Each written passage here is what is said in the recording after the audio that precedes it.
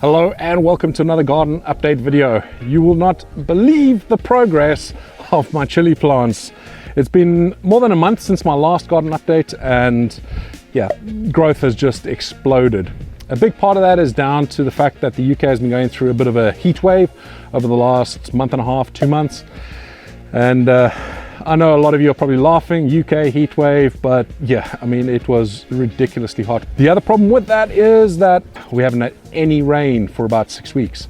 Thankfully, last night we had glorious rainfall. It absolutely bucketed down. Now, as you can see, I have 3 IBCs here. These are each 1,000 liters.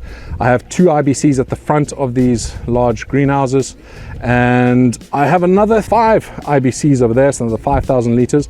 Only 2 of them are connected at the moment. Those are 3 new ones that I got recently that I still need to connect up. The rain that we had last night filled up 5,000 liters. That is as full as it gets. Let's go and start out inside the smaller greenhouse in Little Chump and see how things are getting on over there.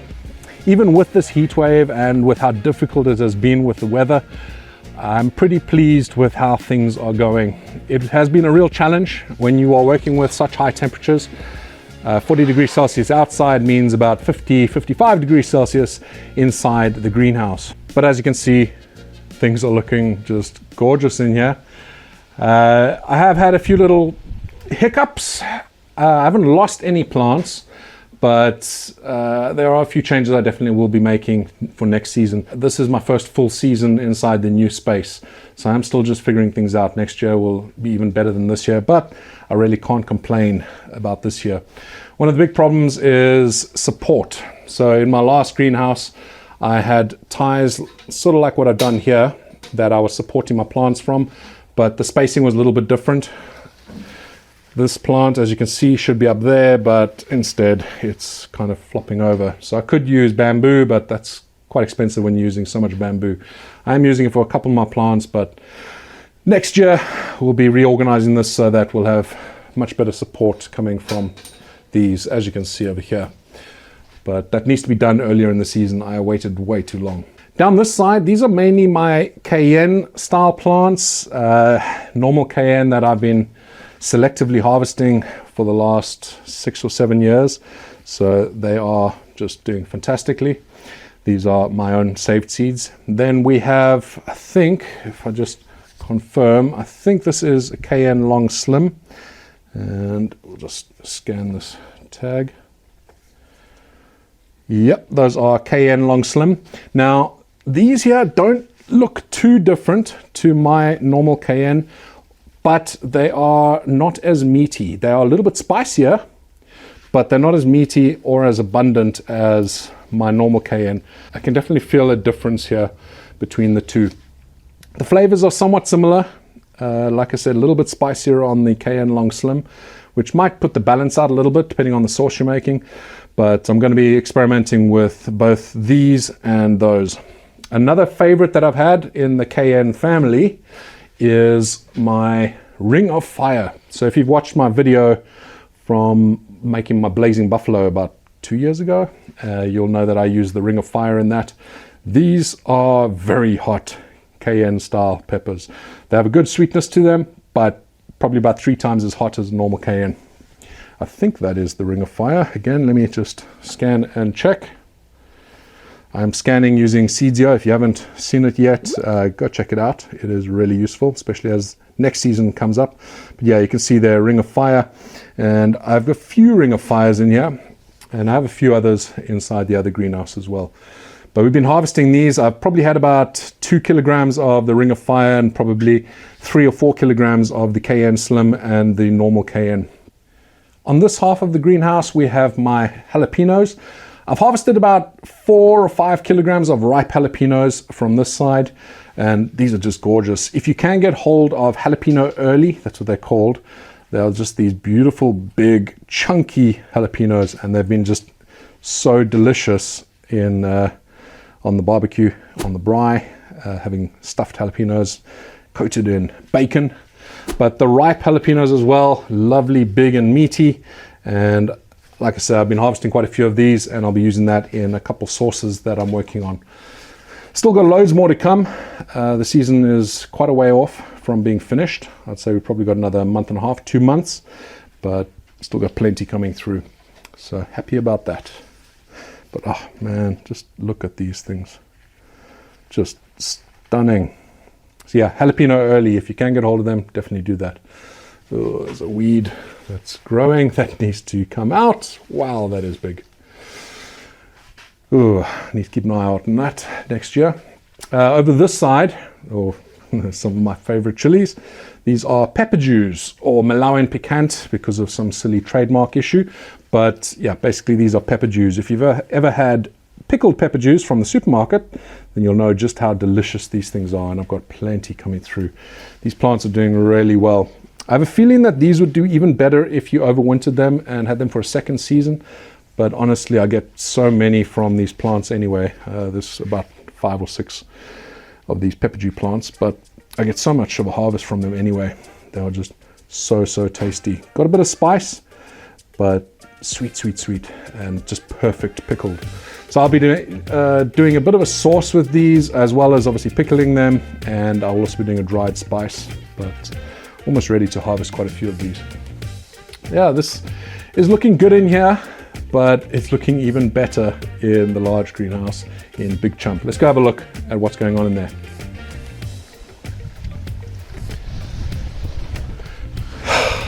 Honestly, this is one of my favorite things to do, is to walk in to this space, because I'm surrounded by chili plants and they're all, well, for the most part, looking seriously healthy. It's just gorgeous. So down this left-hand side, these are all my Superhots. There's a few that aren't in the middle there, but I'll show you those in just a sec.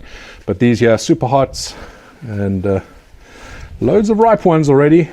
A few with a little bit of blossom end rot, but again, that's down to irregular watering and a few other little issues, especially to do with the temperatures we've been having and the watering issues I've been having.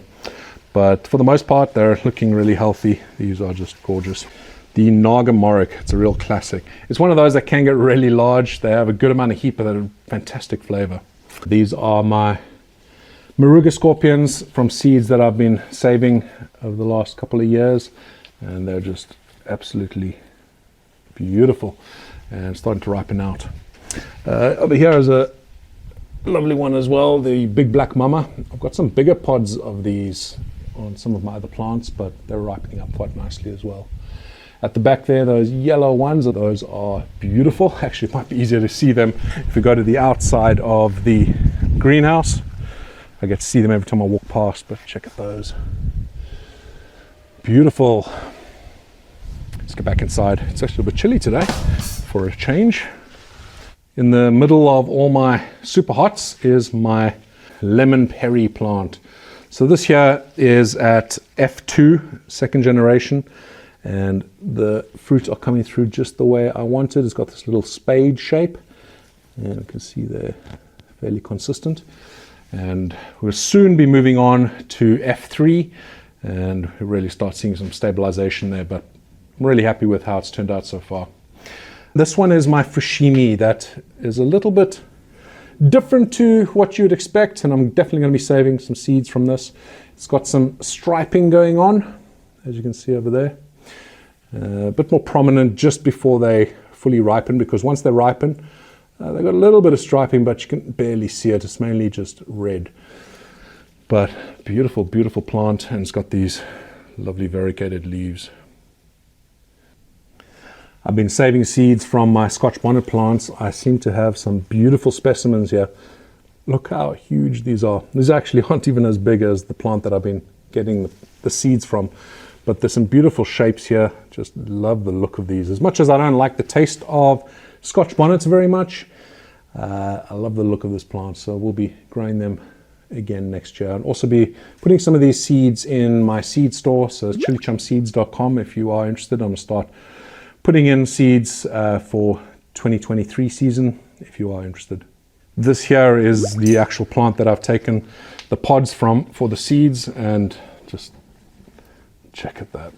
They're all got this lovely little dome shape and just gorgeous. Mostly large sizes as well, about the size of a golf ball, I'd say. Here's some more of my Hainan yellow lanterns. Some sauce being made with these very soon. If you remember my one punch knockout, that will be back in the store very soon. Down this end of the Superhots, we have our 7-pot bubblegum. Now, these guys don't actually like it when the weather is too hot. They've stunted the growth a little bit, and also some of the pods have actually dropped off. You can see these are not as big as they should be. They have got the bleeding calyx, so that's good, but yeah, they're not massive. Something I really want to show you though are my red Primotalis. The longest tails that I've ever seen on a pod. That is about the same length as the pod itself. Check at that. That is just so awesome. Got quite a few lovely pods on here. Not all of them have that tail, but that one there definitely has such a beautiful tail. Let's go take a look at one of my other plants that are absolutely gorgeous, and it's this guy over here, my fish pepper. Just let's stand back and have a look at that. That is just stunning. Never had a plant that grows quite like this. It looks so healthy. The one thing is, it's not actually putting out a lot of fruit, but I don't really mind. So it's got a couple fruit on it. There's been a lot of flower drop, but again, I think that's down to the heat levels that we've been having. You can see they're just small little pods, but I'm sure we're going to get a lot more pods coming through with the colder weather coming in. But isn't that just stunning? This plant right next to my fish pepper is my Trinidad Perfume. Now these are very interesting. They are from the capsicum chinense family, which typically are your hots and super hots, but these don't have any heat apparently. I've been told they taste amazing, and I've been told I need to try it, and what better time than on a video. So hey, let's pick a lovely example of one. The Trinidad Perfume.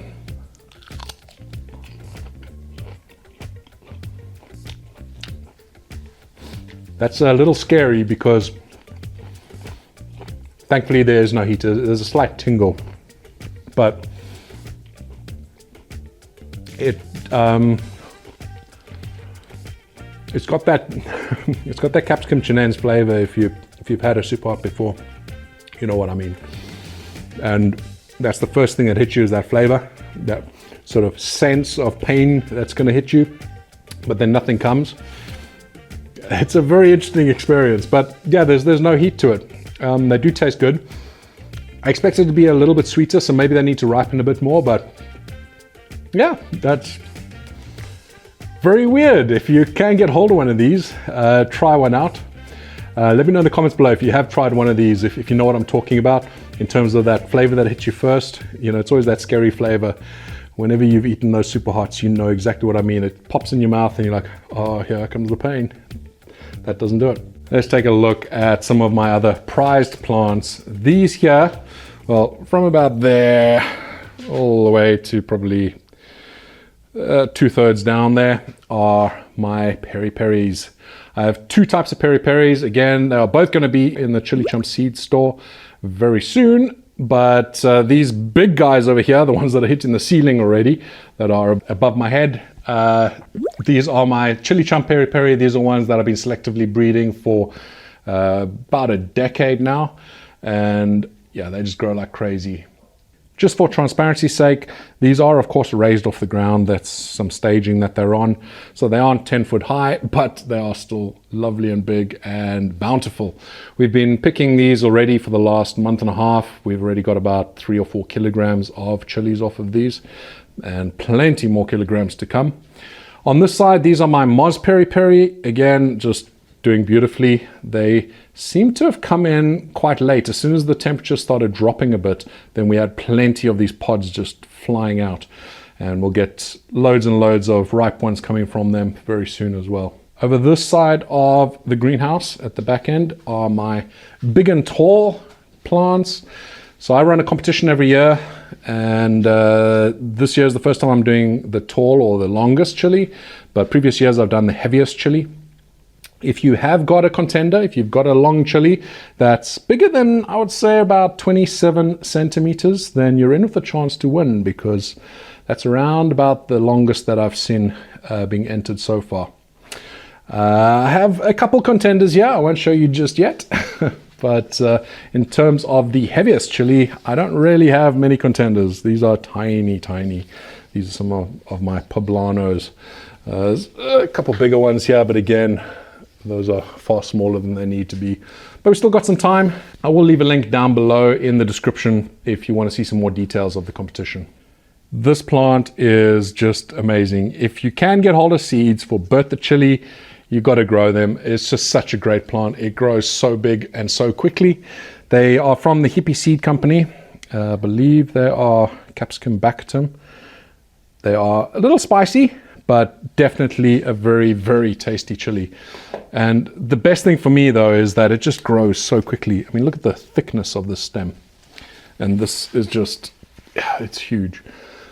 That is hitting the ceiling, definitely. I need to stake it up a bit better. This bamboo is not really helping very much. But Bert the chili from the Hippy Seed Company, great folks over at Hippy Seed Company. They've got some good varieties there as well. So go check them out. Let's take a look. These are my colorful plants. I keep them all sectioned together. Over there, Chinese 5 color. They are just beautiful, beautiful. A lot of them are ripening up now. But I've still got quite a few coming through new. So they start off this purple color. Here's a better example, purple, then they go through to a cream, then a yellow, and then like an orange, and then finally red. Some more purple pods. They start off purple, end up red. These are my Buena Mulata, one of the earliest fruiting plants that I have each year. And yeah, they're just gorgeous and actually taste really good. They got a kind of a Cayenne sort of taste. They start off this beautiful, beautiful purple, and then they end up this red. And they also have these lovely purple flowers. And let's show you my prize plant. This here is the Sugar Rush Stripey. Don't those look just like candy sitting in the tree? Just such lovely separation there with the lines. You can see there some beautiful examples on this. I will be putting seeds of this in my store because this specific plant has just been amazing this year. I have got a few other Sugar Rush Stripeys, and make sure you save seeds if you do have a good example of them coming through like with this one, because if they're coming through like over here, this is another Sugar Rush Stripey. You can see it's kind of just ending up this red-orange sort of color, no real stripes to it. There as well, just orange through to red. Yeah, because it can be a little bit inconsistent, but if you do have one of the plants coming through with this beautiful coloring on it, then definitely save seeds from it. And if you want seeds from this one, I will be putting them in my seed store very soon. This here is my favorite one. That's just stunning. We haven't even looked down the middle of the greenhouse. We've got quite a few things going on here. Beautiful pods hiding away back there. Those there are Fatales. We have the Hainan yellow lanterns like I showed you earlier. Just loads and loads of them. And more around this way. Oh, it's just so many. This here is stunning. I still have seeds for this available. They are the red crystal spike. So I do have some in my store right now, and I will be putting more in a little bit later. But it's a beautiful plant. Small chilies. They've got a good heat to them. I'd probably cook with them more than anything because I think it would just be a pain to work with in terms of making a sauce. But it's a lovely plant, very bushy, very productive, and I think would make a fantastic bonsai. You can see their big old stem, and yeah, it's just beautiful. This stunning plant is my Aji Mango, and yeah, it's just beautiful. I have taken quite a few pods off this to dry for seeds. So again, these will be in the store as well, but very prolific plant, and it's had ripe fruit in it probably for the last 2.5 months. On this side, we've got mostly sweet chilies. So this is a Ramiro Yellow, and they taste Stunningly sweet. Oh. Beautiful. I'd always recommend growing some sweet chilies. They are very healthy for you. Watch my video, I'll link it up above, 10 facts about chilies, and I mentioned there about how healthy they are for you. Tons of vitamin C, and you can't always snack on the super hots. I mean, you can try, but it's not going to be too pleasant. These, however, very easy to eat, and they taste delicious. I prefer eating these to apples and things like that. These are another beautiful chili. I thought they were sweet chilies, but actually they got a bit of spice to them. They are the Beaver Dam. And yeah, I took one off the other day and took a big bite out of it, expecting it just to be sweet. And yeah, it had some spice to it, which is a bit of a shock when you're not expecting it, but yeah, it's not overwhelming. They still taste very, very sweet, but they have got that bite afterwards. Something that is just perfectly sweet is this bell pepper. Got a big old bell pepper there, probably pick that a little bit later for our salad tonight. Let's go take a quick look outside. There's a couple things to show you there, including my outdoor chili plants, because there is a little bit of progress there, and I have a few things to say about how I'm going to be dealing with that next year.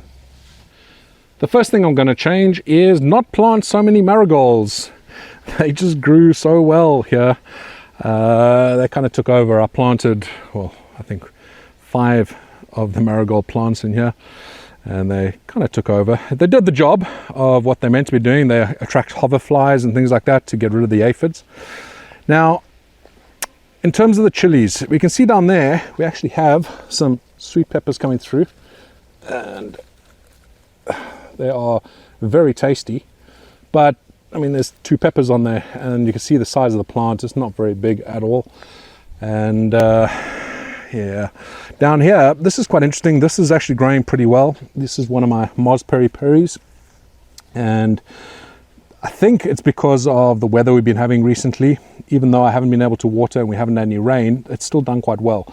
Some of the others, they didn't do very well. Here is my CCLemonPiri, which I've been selectively breeding to be something that, yeah, is probably going to grow best indoors, where you can control the amount of water that it gets, things like that. But it's still got a few chilies on them, and they are damn hot. These here are probably 2-3 times as hot as my indoor ones, which I think kind of goes to that whole urban legend that goes around about treat them mean and you're going to get some more spice. But who knows, maybe that's an experiment to do in the future. But we can see here, these 2 chili plants are not doing too badly. That brings me to what I'm going to be doing next year. I'm not going to be growing chilies outdoors next year. I'm going to be reorganizing what I'm doing inside the greenhouses, and we'll talk through all my plans a little bit later this year. Outdoors, I'm going to stick to just having tomatoes. So if you look, you can't really see because of all the weeds, but I took all the tomato plants out of my large greenhouse. Those there were all inside the large greenhouse. Because of my irrigation system, having those inside the greenhouse is not ideal. It means I was watering them the same as I would with my chili plants, and you just cannot do that. They will not thrive. I will be putting these, however, outdoors, because if we have a look at my tomato bed, they've just outgrown themselves. They are taking over. They've actually grown so much that they are pulling down my supports. This here shouldn't be angled down like that, but let me lift this up. I haven't really tended to these as much as I should have. Just broken that cable, but we can see here the size of these tomato plants. It's just so heavy and laden with tomatoes. Tomatoes are just so much easier to grow outdoors than chilies, well, especially in the UK climate. So I'll be putting this bed to use again next year with tomatoes, and I will be putting tomatoes as well in this bed over here. That's the plan anyway at the moment. The rest of the vegetable patch is doing well. All my squashes coming through quite nicely. We've got some courgettes in there as well, and it's the end of the season for my artichokes over there, so we'll be chopping those right back very soon. And corn, we've been harvesting loads and loads of corn, and they taste absolutely amazing. One of my prized jam squashes. Been eating loads of those as well. And one last thing to show you while we're out here, and that is my giant pumpkin. I think I'm going to beat my record from the last 2 years. This thing is getting big, and it'll get even bigger now that we've had some actual rain. That's a beast. Let's just hope it doesn't rot. I lifted it off the ground and have it on this pallet, and keeping an eye on it, but that thing's getting big very quickly. It's like 20% growth almost every day. It's insane. But I haven't been able to water it, so it hasn't done as well as maybe it could have if there was some regular rain. But I think now that we have got some rain, that thing's gonna just explode with growth. It's so great to see the amount of progress that I'm seeing inside the greenhouses. I'm over the moon with it. Obviously there's things I want to improve, and every year I want to improve something. But compared to last year, where I had so many frustrations, this year is just going like a dream. Even with the ridiculously hot weather, the lack of rain, and all the rest of the setbacks, it doesn't matter. It's still going fantastically. I hope that your season is going brilliantly too, and I look forward to seeing you on the next video update. Until then, stay spicy.